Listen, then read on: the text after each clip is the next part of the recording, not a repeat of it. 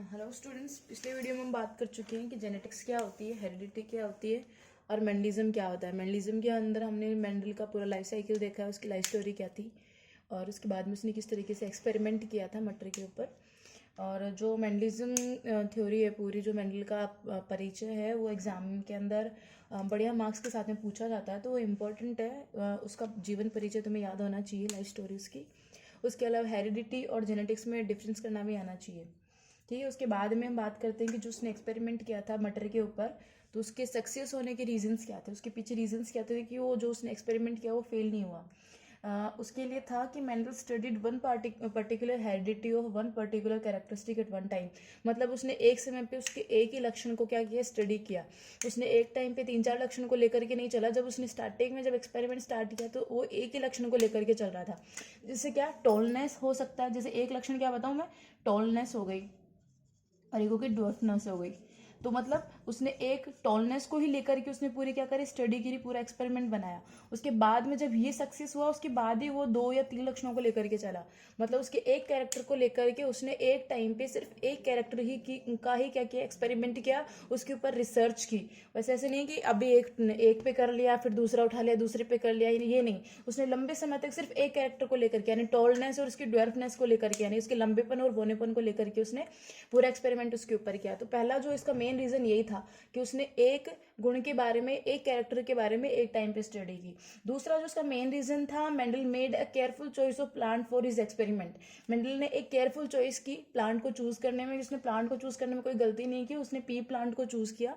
क्यों? क्योंकि एक एनुअल प्लांट होती है और ये इजीली क्या होती है, ग्रो कर जाती है। इस वजह से ये इसके जितने भी इसके कैरेक्टरिस्टिक्स होती हैं उनको देखना क्या होता है, उसके लिए आसान हो गया था कि एक एनुअल प्लांट के अंदर, एक वर्षीय प्लांट के अंदर उसके जितने भी कैरेक्टरिस्टिक है, जो भी उसके लक्षण है, वो उसको चेंज परिवर्तित होते हुए वो देख सकता था। और एक वर्षीय प्लांट को बनने में टाइम कम लगता है। अगर हम कोई बहुवर्षीय वृक्ष लेंगे या कोई प्लांट लेंगे तो उसमें क्या होगा, टाइम ज़्यादा लगेगा। तो उसमें उसके 10-12 साल निकल जाते हैं। बट उसने हर साल क्या किया, हर एक नए प्लांट का क्या किया, स्टडी की, एक्सपेरिमेंट किया। तो पहली जो उसकी चॉइस थी, उसने क्या किया, पहले उसने सबसे पहले पी प्लांट सेलेक्ट किया, जो उसकी अच्छी चॉइस थी। दूसरा उसकी क्या था कि उसने एक टाइम पे क्या है, उसके एक ही लक्षण को क्या किया, स्टडी किया या एक्सपेरिमेंट किया। ठीक है, उसके बाद में Mendel very carefully performed statistical analysis of the entire data of his hybridisation experiment. और उसने जितने भी हाइब्रिडाइजेशन के जितने भी एक्सपेरिमेंट किए थे, उसका डेटा उसने बहुत ही ईजी लैंग्वेज के अंदर, या उस टाइम पे एक स्टैटिस्टिकल एनालिसिस चलती थी, एक मैथ्स चलती थी, जिसके अंदर आप जितने भी डेटा होते, साइंटिफिक डेटाज होते थे, वो देने पड़ते थे। तो उसने जो ये लैंग्वेज थी उसने वही सेलेक्ट की, क्योंकि उसको उसने फिलोसफी से डिग्री ली हुई थी, तो उसको आती थी ये लैंग्वेज। तो उसने क्या किया, उसने इसी लैंग्वेज का यूज़ करके अपने एक्सपेरिमेंट को आगे दिया। इसी वजह से क्या हो गया, इसका एक्सपेरिमेंट फेल नहीं हुआ। अगर बाई चांस अगर ये लैंग्वेज ये यूज़ नहीं करता तो ये फेल हो जाता। तो इसका जो एक बहुत अच्छा रीज़न है वो यही है कि उसने जो लैंग्वेज यूज़ की अपने डेटा को एनालिसिस करने के अंदर, अपने डेटा को स्टोर करने के अंदर, वो ये था कि उन्होंने स्टैटिस्टिकल मैथ्स का यूज़ किया। ठीक है, तो मैंने इसके 3 पॉइंट बता दिए कि मेंडल का जो हेरिडिटी का, जो जेनेटिक्स का जो पूरा एक्सपेरिमेंट था वो सक्सेस कैसे हुआ। तो उसके 3 रीजन है, एग्जाम में पूछा जाता है। तो उसका पहला रीजन कि उसने प्लांट के लिए चॉइस रखी पी प्लांट, वो एक सही रखी, क्योंकि क्या होता है कि एनुअल प्लांट होता है। ठीक है, और इजी ग्रो करता है। ठीक है, और इसके अंदर एक ही जो प्लांट होता है उसके अंदर बहुत सारी वेराइटीज देखने को मिलती हैं, डिफरेंट डिफरेंट वेराइटीज देखने को मिलती है कि उसमें उसके फ्लावर का कलर क्या हो रहा है, जो उसका सीड है उसकी शेप क्या है। ठीक है, जो प्लांट है वो कैसा टोल है या डोर्फ है। ठीक, उसकी लीव्स का कलर क्या है, लीव्स की शेप क्या है। इस तरीके से उसमें काफ़ी सारी वेराइटीज देखने को मिलती है एक छोटे से प्लांट के अंदर ही। और वो क्या होता है, कम टाइम में लगने वाला एक अच्छा प्लांट होता है। ठीक है, और दूसरा उसका क्या था कि उसने एक टाइम पे, अब ये है कि इसमें इतनी सारी वेराइटीज थी इस प्लांट के अंदर, उसके बाद में भी उसने सिर्फ उसके एक टाइम पे क्या, एक ही लक्षण को लेकर के उसके ऊपर एक्सपेरिमेंट किया कई साल तक। उसके बाद में क्या किया, उसकी केयरफुल चॉइस थी कि उसने जो भी एक्सपेरिमेंट किए, जिस भी तरीके का उसका डेटा निकल के आया, उसको उसने एक लैंग्वेज के अंदर एनालिसिस किया, पूरा स्टोर किया, वो थी स्टैटिस्टिकल। तो इस वजह से क्या रहा, उसका पूरा डेटा क्या रहा, सक्सेस रहा। ओके, मेंडल के जो रीज़न थे सक्सेस होने के, वो मैंने 3 रीज़न बता दिए थे। उसके बाद में हम बात करते हैं कि मेंडल ने जो सिलेक्शन किया था पी प्लांट का, वो पी प्लांट का ही क्यों किया था। वो मैंने बताया था ना कि उसका जो एक अच्छा डिसीजन था वो ये था कि उसने क्या किया, पी प्लांट को चूज़ किया। तो अब यहाँ पे हम देख लेते हैं कि पी प्लांट को चूज़ करना उसके लिए किस तरीके से बेनिफिशियल रहा। ठीक है, उसके सक्सेस का रीज़न कैसे बन गया।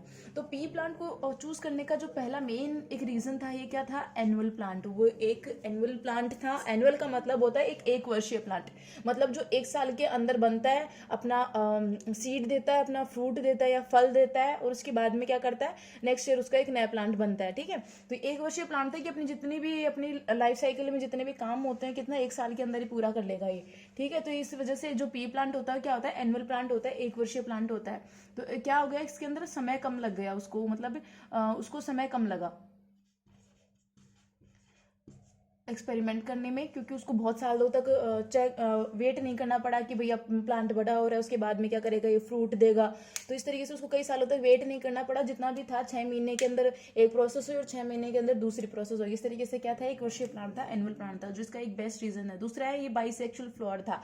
बाइसेक्सुअल फ्लोर से क्या मतलब होता है, बाइसेक्सुअल फ्लोर से मतलब होता है कि जितना भी एंड्रोशियम और गाइनोशियम पार्ट होता है प्लांट का या फ्लोर का, वो क्या होता है, एक ही जो प्लांट है उसके अंदर प्रेजेंट है, एक ही फ्लोर के अंदर प्रेजेंट है। तुम्हें पता है कि जितना भी पॉलिनेशन होता है या फिर जितनी भी रिप्रोडक्शन होती है उनके प्रोसेस के लिए क्या हमें 2 हार्मोन्स की जरूरत होती है। ठीक है, तो एक तो होता है मेल और एक फीमेल। तो यहाँ पे जो मेल और फीमेल के जितने भी पार्ट्स होते हैं वो सारे एक फूल के अंदर प्रेजेंट होते हैं, उसको हम क्या बोलते हैं, बाइसेक्सुअल। बाइसेक्सुअल, बाई का मतलब 2 और सेक्सुअल मतलब 2 सेक्स इन अ 1 फ्लोर ओनली। तो दोनों सेक्स कौन से होते हैं, एक होता है गाइनोशियम, एक होता है एंड्रोशियम। तो दोनों किसमें प्रेजेंट है, एक ही फ्लोर के अंदर प्रेजेंट है। तो इसकी वजह से क्या हो गया, उसको ईजी कैसे पड़ा कि उसको 2 अलग अलग फूलों की जरूरत नहीं पड़ी या फिर 2 अलग अलग टाइप के प्लांट्स की जरूरत नहीं पड़ी उनका क्रॉस सेक्शन करवाने के लिए, उनका हाइब्रिडाइजेशन करवाने के लिए। तो उसको जो सबसे अच्छा जो बेनिफिशियल ये रहा एनुअल प्लांट के बाद में कि वो एक बाइसेक्सुअल फ्लोर था।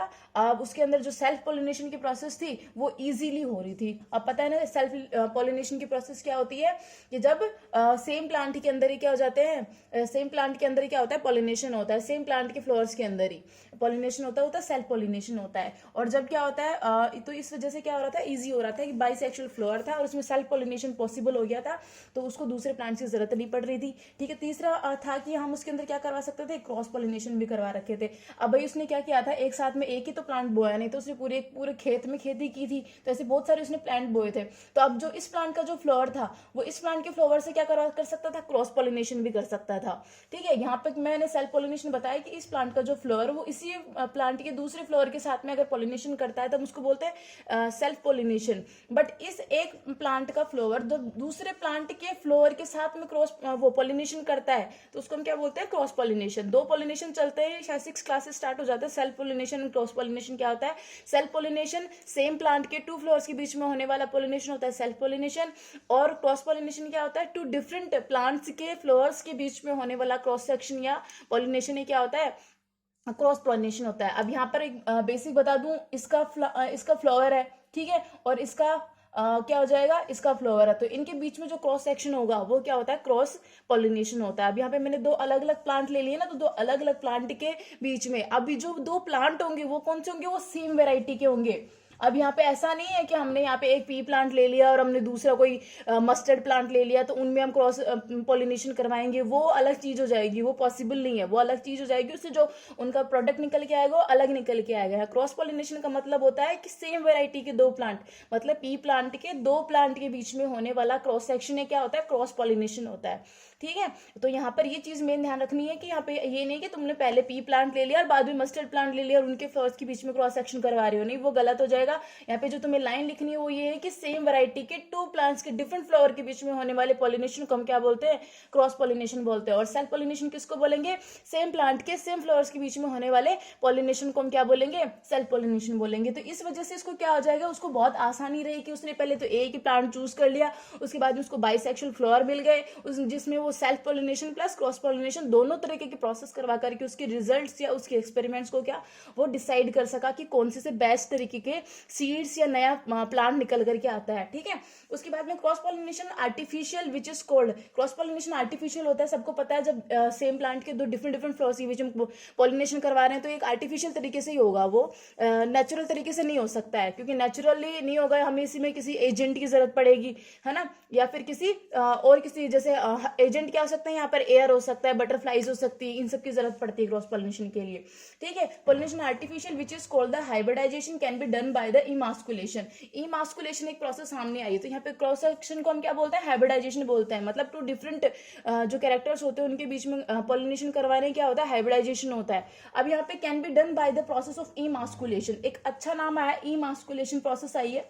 ठीक है। तो इमास्कुलेशन क्या होता है, ये मुझे तुम्हें बताना भी था। इमास्कुलेशन में क्या होता है कि जैसे मैंने एक का तो मैंने बोल दिया कि एक तो क्या है, मैंने बोल दिया कि ये टी और टी है और एक ये टी और टी है, ठीक है। इमास्कुलेशन का मतलब बता रही हूं मैं। अब इसमें ये क्या है, ये मेल है और ये क्या है, यहाँ पर फीमेल है।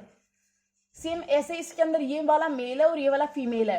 तो इमास्कुलेशन में क्या होगा कि हम इस वाले का तो मेल ले लें, यानी इसके फीमेल को हम हटा दें, ठीक है, और दूसरे वाले के हम मेल को हटा दें और दूसरे वाले के क्या ले लें, हम फीमेल ले लें।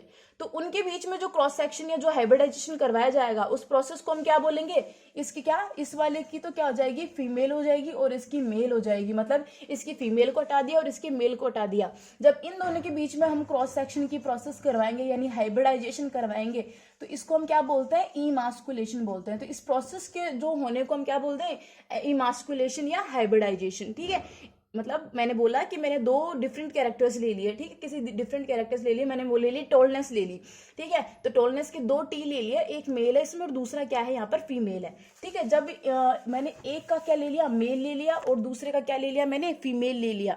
और फिर जब उसके बीच में मैं क्या करवा रही हूँ, क्रॉस सेक्शन करवा रही हूँ। तो इसके मेल के बीच में और इसकी फीमेल के बीच में क्या करवा रही हूँ, क्रॉस सेक्शन करवा रही हूँ। तो क्रॉस सेक्शन की प्रोसेस या हाइब्रिडाइजेशन की प्रोसेस क्या होती है, इमास्कुलेशन होती है। तो एक अच्छा क्वेश्चन आता है इमास्कुलेशन, और बहुत बच्चे इस चीज को स्किप कर देते हैं क्योंकि थोड़ा टफ लगता है ये वर्ड, इमास्कुलेशन क्या है। बट इस पे ध्यान दे लेना, जब हम दो कैरेक्टर में से कोई एक कैरेक्टर लेकर के उसके डिफरेंट ऑपोजिट कैरेक्टर के साथ में उसका क्रॉस सेक्शन करवाते तो वो क्या होता है, इमास्कुलेशन प्रोसेस होती है, ठीक है। जिसका फोर्थ पॉइंट है सिलेक्शन ऑफ पी प्लांट के अंदर, इसका जो फोर्थ पॉइंट है वो ये है कि ना pea plant various pairs of the contrasting traits are found. मतलब उसने क्या किया, उसके बाद में जब उसने पी प्लांट के ऊपर डिफरेंट डिफरेंट पेयर्स, पहले क्या करा था, सिर्फ एक कैरेक्टर को लेकर के एक्सपेरिमेंट करा था। उसके बाद में वो दो को लेकर के करने लगा। उसके बाद में उसने ट्रेड्स यूज किए, ट्रेड्स का मतलब होता है तीन का पेयर, ठीक है। तो उसने तीन ट्रेड्स लेकर के अपने जो एक्सपेरिमेंट्स थे उनको स्टार्ट किया। तो पी प्लांट के अंदर उसके पास ये चॉइस थी कि वो एक साथ तीन कैरेक्टर्स को भी क्या कर सकता है, एक साथ एक्सपेरिमेंट कर सकता है, उसके ऊपर रिसर्च कर सकता है। तो in pea plant various pairs of contrasting traits, contrasting मतलब डिफरेंट डिफरेंट कलर वाले या डिफरेंट डिफरेंट गुणों वाले या फंक्शनिंग वाले, ठीक है। तो यहाँ पे कॉन्ट्रास्टिंग ट्रेड्स आर फाउंड, ठीक है। अब कॉन्ट्रास्टिंग ट्रेड्स किस तरीके के हो सकते हैं, एक हो सकती है हाइट हो सकती है और एक हो सकता है कलर। तो हमने यहाँ पे दो ले लिए ट्रेड्स, हाइट, टॉल और डॉर्फ। अब हाइट कैसी होती है, एक तो टॉलनेस को बता सकती है और एक डॉर्फ यानी इसकी बोनीनेस को बता सकती है। या तो एक पौधा क्या हो जाएगा, एक प्लांट क्या होगा, बहुत लंबा होगा और दूसरा वाला उसी टाइम उसी वैरायटी का सेम प्लांट बोना भी रह जाता है, ठीक है। ऐसे कलर में डिफरेंस, जैसे एक तो ग्रीन हो रहा है और एक प्लांट की जो लीव्स हैं या कलर है उसका क्या हो जाएगा, येलो हो जाएगा। तो उसके डिफरेंट डिफरेंट ट्रेड्स को लेकर के उसने उसके ऊपर क्या क्या एक्सपेरिमेंट किया, ठीक है। तो ये उसका एक सक्सेस का मेन रीजन था, जिसकी वजह से उसकी जितनी भी कमियां थी, उसमें जितनी भी अच्छी चीजें थी वो सारी उसकी वजह से बाहर निकल करके आई। और उसमें हमें हेरिडिटी के बारे में एक्चुअली पता चला कि हेरिडिटी एक प्लांट से दूसरे प्लांट में या one generation to another generation किस तरीके से ट्रांसफर होती है, ठीक है। तो इस तरीके से ये जो पूरा प्रोसेस था, जो ये इसका रूल था, मेंडल का नियम था, वो इस वजह से सक्सेस हुआ। अब जो मैंने